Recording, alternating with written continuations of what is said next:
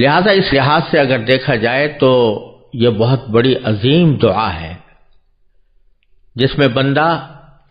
صرف یہ نہیں مانگ رہا کہ مجھے آپ راستہ دکھا دیجئے، بلکہ یہ مانگ رہا ہے کہ مجھے راستے تک پہنچا دیجئے۔ یہ دعا سکھائی گئی ہے، اور اس دعا کے ذریعے یہ تسلی کا سامان ایک انسان کے لیے دیا گیا ہے کہ اگر اس کو صحیح راستے پر چلنے میں دشواری معلوم ہو رہی ہے تو وہ اس دشواری کو دور کرنے کے لیے اللہ تبارک و تعالی ہی سے رجوع کر کے یہ مانگے کہ اللہ تبارک و تعالی اسے سیدھے راستے پر پہنچا دے۔ لیکن اس کا مطلب ظاہر یہ نہیں ہے کہ آدمی صرف زبانی طور پر یہ دعا مانگ کر فارغ ہو جائے، نہ اس کا ارادہ ہو سیدھے راستے پر چلنے کا، نہ اس کے دل میں کوئی خواہش اور داعیہ ہو، اور نہ اس طرف وہ کوئی قدم بڑھائے،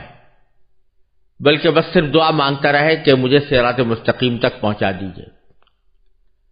یہ مطلب نہیں، اس لیے کہ اس کے معنی تو یہ ہوں گے کہ میں خود تو نہیں چاہتا اور نہ خود کوئی ہاتھ پاؤں ہلانے کی جرات کرتا ہوں، اللہ تبارک و تعالی زبردستی مجھے سیدھے صراط مستقیم پر لے جائیں۔ تو خوب سمجھ لینا چاہیے کہ اللہ تبارک و تعالی کسی کو بھی زبردستی صراط مستقیم پر نہیں لاتے۔ چنانچہ قرآن کریم میں کئی جگہ اللہ تبارک و تعالی نے یہ ارشاد فرمایا ہے، مثلا فرمایا کہ لا اکراہ فی الدین، کسی کو دین قبول کرنے کے لیے مجبور نہیں کیا جا سکتا۔ ایک اور مقام پر فرمایا انلزمکموہا وانتم لہا کارہون، کہ کیا ہم تمہیں زبردستی اس دین پر کاربند کر دیں جبکہ تم اس کو ناپسند کرتے ہو۔ ایک تیسرے موقع پر نبی کریم سرور عالم صلی اللہ علیہ وسلم سے خطاب کرتے ہوئے اللہ تبارک و تعالی نے فرمایا افانت تکرہ الناس حتی یکونوا مؤمنین، کہ کیا آپ لوگوں کو زبردستی کر کے مومن بنائیں گے؟ لہذا یہ آیتیں بالکل اس بات کی وضاحت کر رہی ہیں کہ اللہ تبارک و تعالی نے جب انسان کو یہاں دنیا میں بھیجا ہے تو اس کا کام یہ ہے کہ وہ اپنے ارادے، اپنے اختیار، اپنے شوق اور اپنے داعیے سے سیدھا راستہ اختیار کرے۔ مجبور کر کے، زبردستی کر کے کسی کو بھی نہ مسلمان بنایا جائے گا اور نہ مسلمان بنا کر اس کو سیدھے راستے پر لایا جائے گا۔ اس کے لیے سب سے پہلی شرط یہ ہے کہ اس صحیح راستے کی طلب دل میں ہو، وہ اس کو مانگتا ہو کہ میں ایسی راستے پر آؤں، اس کا شوق اس کے دل میں ہو، اس کے لیے وہ دل میں خواہش رکھتا ہو، اور نہ صرف یہ کہ خواہش رکھتا ہو بلکہ اپنی مقدور بھر کوشش اس راستے پر جانے کی کرے، تو اس وقت پھر اس کو یہ حق پہنچتا ہے کہ وہ یہ کہے کہ یا اللہ میرے دل میں خواہش بھی ہے اور میں کوشش بھی کر رہا ہوں، لیکن بعض اوقات اپنے نفس اور شیطان کے ہاتھوں مجبور ہو جاتا ہوں، اس واسطے مجھے اپنے فضل و کرم سے توفیق عطا فرما دیجیے۔ یہ ہے مطلب اہدنا الصراط المستقیم کا، اور اس کو اگر ماقبل کی آیت سے یعنی پہلے والی آیت سے ملا کر پڑھا جائے تو یہ دعا بندہ اس وقت کر رہا ہے جب وہ یہ کہہ چکا کہ ایاک نعبد و ایاک نستعین، یہ اقرار بھی کر چکا، یہ عہد بھی کر چکا کہ اللہ ہم آپ کے سوا کسی کی عبادت نہیں کریں گے، اور اے اللہ ہم آپ کے سوا کسی کی مدد نہیں چاہیں گے۔ یہ اقرار کرنا خود اس بات کی علامت ہے کہ وہ اللہ تبارک و تعالی کی عبادت کو ہی درست مانتا ہے اور اس کی اطاعت ہی کو درست مانتا ہے اور اس طرف چلنا بھی چاہتا ہے، اور پھر یہ کہہ رہا ہے کہ اہدنا الصراط المستقیم۔ اسی بات کو قرآن کریم نے ایک دوسری آیت کریمہ میں اس طرح ارشاد فرمایا ہے کہ الذین جاہدوا فینا لنہدینہم سبلنا، کہ جن لوگوں نے ہمارے راستے میں کوشش کی ہے،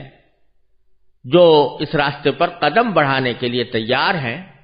لنہدینہم سبلنا، ہم ضرور بالضرور ان کو اپنے راستوں تک پہنچا دیں گے۔ یہاں بھی اللہ تبارک و تعالی نے الا استعمال نہیں کیا، یعنی لنہدینہم الی سبلنا نہیں فرمایا،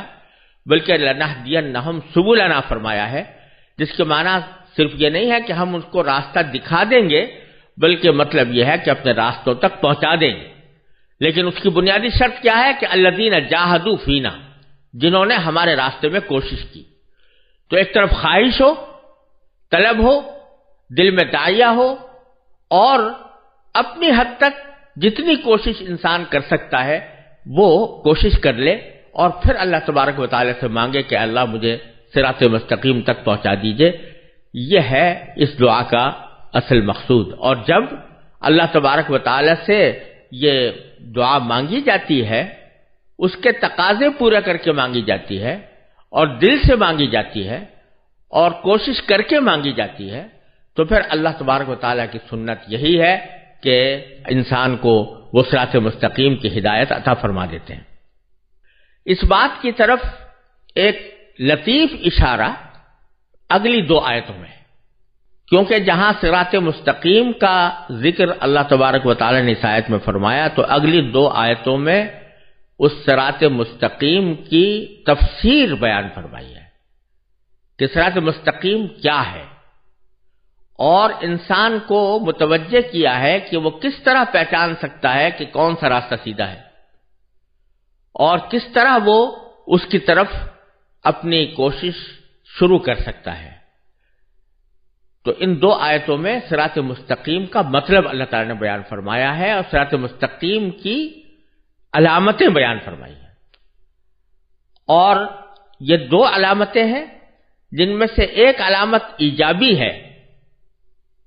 مثبت ہے، اور دوسری سلبی اور منفی ہے۔ یعنی ایک آیت میں یہ فرمایا کہ وہ کون سا راستہ ہے، اور دوسری آیت میں فرمایا کہ کون سا راستہ نہیں ہے۔ تو کون سا راستہ ہے اس کے لیے فرمایا صراط الذین انعمت علیہم، راستہ ان لوگوں کا کہ جن پر اے اللہ آپ نے اپنا انعام فرمایا۔ اور اس کے بعد آخری آیت میں فرمایا کہ کون سا راستہ نہیں ہے، تو فرمایا غیر المغضوب علیہم ولا الضالین، یعنی ان لوگوں کا راستہ نہیں جن پر اے اللہ آپ کا غضب ہوا، یا ان لوگوں کا راستہ نہیں جو گمراہ ہوئے۔ تو اللہ تعالیٰ نے صراط مستقیم کی تفسیر کرتے ہوئے، اس کا مطلب بیان کرتے ہوئے دونوں پہلو اس کے بتا دیے کہ اس کی پہچان کیا ہے۔ پہچان مثبت طور پر تو یہ بیان فرمائی کہ یہ ان لوگوں کا راستہ ہے جن پر اللہ تعالیٰ کا انعام ہوا۔ اب اللہ تعالیٰ کا انعام کس پر ہوا، اس کی وضاحت اللہ تبارک و تعالیٰ نے قرآن کریم ہی کی سورہ النساء میں اس طرح فرمائی ہے کہ اولئک الذین انعم اللہ علیہم من النبیین والصدیقین والشہداء والصالحین، کہ یہ وہ لوگ ہیں جن پر اللہ نے اپنا انعام فرمایا ہے، یعنی انبیاء کرام اور صدیقین۔ صدیقین سے مراد وہ حضرات ہیں کہ جو نبی کے مکمل طور پر تابع دار ہوتے ہیں اور تابع داری میں پوری طرح سچے اترتے ہیں، جیسے حضرت ابو بکر صدیق رضی اللہ تعالی عنہ نبی کریم صلی اللہ علیہ وسلم کے ساتھ تھے۔ اور پھر فرمایا کہ شہداء، یعنی جو اللہ تعالیٰ کے راستے میں اپنی جانیں قربان کرتے ہیں، والصالحین، اور وہ نیک لوگ جنہوں نے اپنی زندگی کو اللہ تبارک و تعالیٰ اور اللہ کے رسول صلی اللہ علیہ وسلم کی تابع داری کے لیے وقف کر دیا۔ یہ 4 مختلف قسمیں جن کا ذکر اللہ تبارک و تعالیٰ نے ان لوگوں میں فرمایا ہے جن پر اللہ تعالیٰ کا انعام ہوا، انبیاء کرام، صدیقین، شہداء اور صالحین۔ تو صراط الذین انعمت علیہم کا مطلب یہ ہوا کہ اے اللہ ہمیں ان لوگوں کے راستے تک پہنچا دیجئے کہ جو انبیاء کا راستہ تھا، جو ان کے مکمل تابع دار، سچے تابع دار لوگوں کا راستہ تھا، جو اللہ تبارک و تعالیٰ کے راستے میں اپنی جانیں قربان کرنے والوں کا راستہ تھا، اور جو ان لوگوں کا راستہ تھا جنہوں نے صلاح و فلاح کی زندگی گزاری ہے، یعنی اللہ تبارک و تعالیٰ کے احکام کی مکمل تابع داری کے ساتھ زندگی گزاری ہے۔ اور غیر المغضوب علیہم ولا الضالین میں اس کا منفی پہلو ہے، یعنی ہمیں ان لوگوں کا راستہ نہیں چاہیے کہ جن پر اے اللہ آپ کا غضب ہوا، اور نہ ان کا راستہ چاہیے جو گمراہ ہوئے۔ جن پر اللہ کا غضب ہوا سے مراد وہ لوگ ہیں کہ جو جانتے بوجھتے کسی غلط طریقہ کار میں مبتلا ہوئے ہیں، جنہوں نے جانتے بوجھتے دین اسلام کو قبول نہ کیا، یعنی ان کا دل گواہی دے رہا تھا کہ اسلام دین برحق ہے، نبی کریم سرور عالم صلی اللہ علیہ وسلم جو پیغام لے کر آئے ہیں وہ سچا پیغام ہے، وہ واقعتاً اللہ تبارک و تعالی کی طرف سے پیغمبر بنا کر بھیجے گئے ہیں، اور جو کچھ فرما رہے ہیں وہ اللہ تبارک و تعالی کے احکام کو ہم تک پہنچا رہے ہیں۔ دل ان کا گواہی دیتا تھا، لیکن انہوں نے اپنی ضد کی وجہ سے، ہٹ دھرمی کی وجہ سے، یا اپنے دنیاوی مفادات کی خاطر اس بات کو نہیں مانا، تو اللہ تبارک و تعالیٰ کا غضب ان پر نازل ہوا۔ اور ضالین سے مراد وہ لوگ ہیں کہ جو ہٹ دھرم اس معنی میں تو نہیں تھے کہ وہ جانتے بوجھتے حق کو جھٹلاتے ہوں، بلکہ وہ یہ کہ انہوں نے حق تک پہنچنے کا طریقہ غلط اختیار کیا۔ چاہتے تو تھے کہ حق تک پہنچے، لیکن حق تک پہنچنے کا طریقہ غلط اختیار کیا، اور اس کی وجہ سے وہ گمراہی میں پڑ گئے۔ تو دونوں قسم کی باتیں اللہ تبارک و تعالیٰ نے ذکر کر دی، چاہے وہ لوگ ہوں کہ جو جان بوجھ کر غلط راستے پر پڑے ہوں، یا وہ لوگ ہوں کہ جو بھٹک کر گمراہ ہو کر غلط راستے پر پڑ گئے ہوں۔ اے اللہ ہمیں ان کا راستہ نہیں چاہیے، راستہ ان کا چاہیے جن پر آپ کا انعام۔ یہاں جو ایک اہم بات قابل غور ہے وہ یہ کہ صراط مستقیم کا مطلب اللہ تبارک و تعالی بیان فرمانا چاہتے ہیں، تو اس کا ایک مختصر راستہ یہ بھی ہو سکتا تھا کہ اللہ تبارک و تعالی یوں فرماتے کہ صراط القرآن، یعنی قرآن کا راستہ جو قرآن نے دکھایا ہے وہ بتلا دیتے، یا نبی کریم سرور عالم صلی اللہ علیہ وسلم کی سنت کا حوالہ دے دیا جاتا کہ آپ کی سنت کا طریقہ وہ صراط مستقیم ہے، اور اگر ایسا فرمایا جاتا تو یقیناً برحق ہوتا، کیونکہ قرآن بھی صراط مستقیم کی ہدایت کرتا ہے، اور نبی کریم سرور عالم صلی اللہ علیہ وسلم کی سنت بھی صراط مستقیم کی ہدایت کرتی ہے۔ لیکن اللہ تبارک و تعالی نے یہاں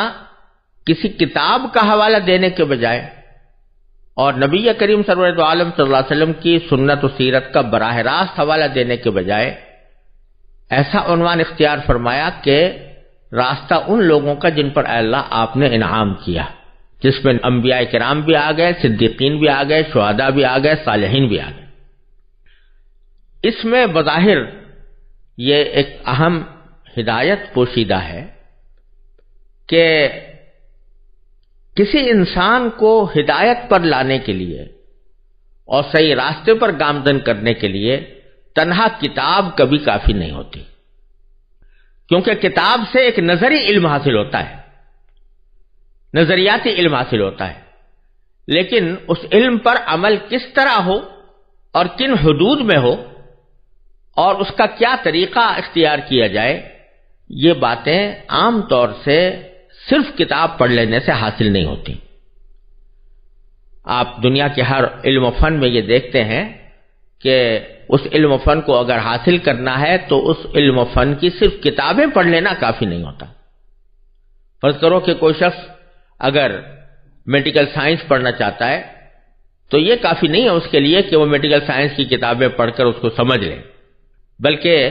اس کے لیے ضروری ہوتا ہے کہ وہ کسی ماہر ڈاکٹر کے ساتھ کچھ عرصے رہ کر اس کی مکمل تربیت حاصل کریں۔ اسی طرح دنیا کے ہر علم و فن کا یہ حال ہے، یہاں تک کہ اگر کھانا پکانے کی ترکیبیں سیکھنے کے لیے کوئی آدمی صرف کتاب پڑھے اور اس کتاب کو سامنے رکھ کر کھانا پکانے کی کوشش کرے تو کبھی کامیاب نہیں ہو سکتا جب تک کہ اس نے عملی تربیت نہ لی ہو۔ لہذا اس آیت کریمہ میں اللہ تبارک و تعالی نے یہ توجہ دلائی ہے کہ اگر صراط مستقیم کو جاننا چاہتے ہو، سمجھنا چاہتے ہو اور اس کو اختیار کرنا چاہتے ہو تو پھر تمہیں ان لوگوں کا طریقہ دیکھنا چاہیے کہ جن پر اللہ کا انعام ہوا، یعنی انبیاء کرام، صدیقین، شہداء اور صالحین۔ انبیاء کرام علیہم السلام دنیا میں تشریف لائے اور اب نبوت کا سلسلہ بند ہو گیا، اور نبی کریم سرور دو عالم صلی اللہ علیہ وسلم آخری نبی تھے، لہذا آپ کی سنت کو دیکھنا ہوگا۔ صراط مستقیم کا مطلب سمجھنے کے لیے آپ کی سنت کو دیکھنا ہوگا، اور پھر اس سنت کو کس طرح عمل میں لایا گیا تو اس کے لیے صدیقین اور شہداء اور صالحین کے طرز عمل کو دیکھنا ہوگا۔ اور یہ ایک انسان کی فطرت ہے کہ اس کی تربیت میں صحبت کو بڑا دخل ہوتا ہے، اور صحبت کے ذریعے ہی انسان کی عملی اور اخلاقی تربیت انجام پاتی ہے، جیسا کہ حضرات صحابہ کرام نے نبی کریم صلی اللہ علیہ وسلم کی صحبت میں رہ کر تربیت حاصل کی، اس کے نتیجے میں وہ صحابی کہلائے، اور پھر یہی سلسلہ آگے بھی چلا۔ صحابہ کرام کی صحبت سے تابعین بنے، اور تابعین کی صحبت سے تبع تابعین بنے، اور یہ سلسلہ اسی طرح چلا آیا ہے۔ تو اللہ تبارک و تعالی نے اس آیت کریمہ میں یہ اشارہ فرما دیا ہے کہ صراط مستقیم پر چلنے کی کوشش، جو در حقیقت اس دعا اہدنا الصراط المستقیم کی دعا کے لیے ایک لازمی شرط ہے، اس کوشش کا آسان طریقہ یہ ہے کہ ان لوگوں کے راستے کو دیکھو، ان کی صحبت اختیار کرو، ان سے تربیت لو جو صدیقین ہیں یا شہداء ہیں یا صالحین ہیں، کیونکہ انبیاء کرام کی صحبت تو براہ راست اب حاصل ہو نہیں سکتی، لیکن اگر کوئی صدیق آئے تو اب بھی آ سکتا ہے، اور شہداء ہوں یا صالحین ہوں تو وہ دنیا میں انشاءاللہ قیامت تک موجود رہیں گے۔ تو ان کی صحبت اختیار کرنا تمہارے لیے آسان طریقہ ہے اس منزل تک پہنچنے کے لیے، اور اس کے لیے کوشش کا قدم بڑھانے کے لیے۔ اور جب تک کوشش کا قدم نہیں بڑھاؤ گے تو اس وقت تک اہدنا الصراط المستقیم کی دعا بے معنی ہوگی، کیونکہ تمہارا رخ تو کسی اور طرف ہے اور دعا یہ مانگ رہے ہو کہ سیدھے راستے کی طرف چلے جاؤ۔ تو اللہ تبارک و تعالی نے یہاں صراط مستقیم کی علامت بیان کرتے ہوئے کسی کتاب کا حوالہ دینے کے بجائے ان لوگوں کا حوالہ دیا کہ جو صحیح راستے پر ہیں، صراط مستقیم پر ہیں، اور منفی طور پر بھی ان لوگوں کا حوالہ دیا جو صراط مستقیم پر نہیں ہیں۔ اسی لیے بزرگوں نے فرمایا ہے کہ اللہ تبارک و تعالی نے انسانوں کی ہدایت کے لیے دو سلسلے ایک ساتھ جاری فرمائے ہیں، ایک کتاب اللہ کا اور ایک رجال اللہ کا۔ یعنی ایک تو کتاب نازل فرمائی تاکہ لوگوں کو ہدایت کا راستہ دکھائے، لیکن اس کتاب پر عمل کرنے کا سلیقہ اور اس کا طریقہ یہ محض کتاب پڑھ لینے سے حاصل نہیں ہو سکتا تھا، اس لیے اللہ تبارک و تعالی نے دوسرا سلسلہ رجال اللہ کا جاری فرمایا، جس میں انبیاء، صدیقین، شہداء اور صالحین چاروں قسمیں آتی ہیں۔ یہی وجہ ہے کہ اللہ تبارک و تعالی نے کوئی کتاب بغیر پیغمبر کے نہیں بھیجی۔ ایسی مثالیں ہیں کہ پیغمبر آئے اور کوئی نئی کتاب ان پر نہیں اتاری گئی، لیکن ایسی کوئی مثال نہیں ہے کہ جس میں صرف کتاب بھیجی گئی ہو اور پیغمبر ساتھ نہ بھیجا گیا ہو۔ اور مقصد اس کا یہ تھا کہ صرف کتاب پڑھ کر ان کو دین کی عملی تربیت حاصل نہیں ہوگی جب تک کہ کوئی معلم اور مربی اس کتاب کو سمجھانے والا بھی اور اس کے اوپر عمل کی تربیت دینے والا بھی موجود نہ ہو۔ اس لیے اللہ تبارک و تعالی نے ہر کتاب کے ساتھ پیغمبر بھیجا، اور پیغمبروں نے اپنے متبعین کی تربیت فرمائی، پھر انہوں نے اپنے بعد آنے والوں کی تربیت فرمائی، اور اسی طرف قرآن کریم نے ایک دوسری آیت میں بھی اشارہ فرمایا کہ وَاتَّبِعْ سَبِيلَ مَنْ أَنَابَ إِلَيَّ، کہ ان لوگوں کے راستے کی پیروی کرو جو میری طرف متوجہ ہیں، یعنی مجھ سے رجوع کرتے ہیں، اور جن کا مزاج یہ بن گیا ہے کہ وہ اللہ تبارک و تعالیٰ کی بندگی کرے، اپنی زندگی کے ہر شعبے میں اللہ تعالیٰ کے بندے بنے، ان کے راستے کو اختیار کرو۔ تو اس میں اللہ تبارک و تعالیٰ نے اس ہدایت کو حاصل کرنے کے لیے پہلا قدم بڑھانے کا ایک آسان گر بھی ان دو آیتوں کے اندر بتا دیا ہے، اور اگر ہم اس پر عمل کریں تو اللہ تبارک و تعالیٰ کی رحمت سے امید ہے کہ ہماری یہ دعا کہ اہدنا الصراط المستقیم یہ سچی دعا ہوگی، اور اس صورت میں اللہ تبارک و تعالیٰ کی رحمت سے پوری امید ہے کہ اللہ تبارک و تعالیٰ ہماری یہ دعا قبول فرمائیں۔